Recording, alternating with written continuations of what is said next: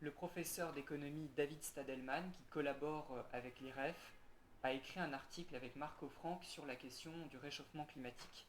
Et il a un raisonnement qui, je trouve, est très logique et très intéressant. D'abord, il part du constat que les innovations ont toujours permis de faire baisser les émissions de gaz à effet de serre. Tous les pays les plus riches arrivent, grâce à l'innovation, à réduire leurs émissions de gaz à effet de serre. Et par ailleurs, il fait le constat qu'il y a beaucoup d'États passagers clandestins qui, comme la Chine, ne font absolument rien. Par conséquent, ces efforts contre le réchauffement climatique n'ont aucun impact concret.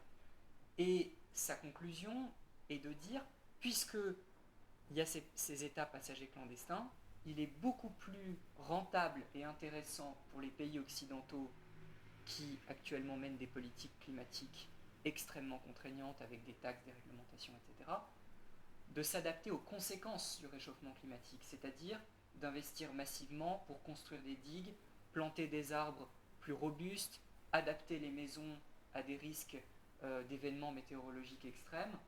Et si on prend les cas récents des propositions totalement délirantes d'ISF climatique, de taxes carbone, etc., on se rend compte d'une chose, l'écologie qui est faite par les gouvernements occidentaux, c'est une écologie décroissante, c'est une écologie qui taxe les avions, qui taxe les voitures, qui taxe l'énergie pour ceux qui habitent dans des logements énergivores, etc. Et cette politique-là conduit à une décroissance qui, qui est totalement contre-productive pour l'économie et pour les modes de vie que tout le monde cherche à adopter.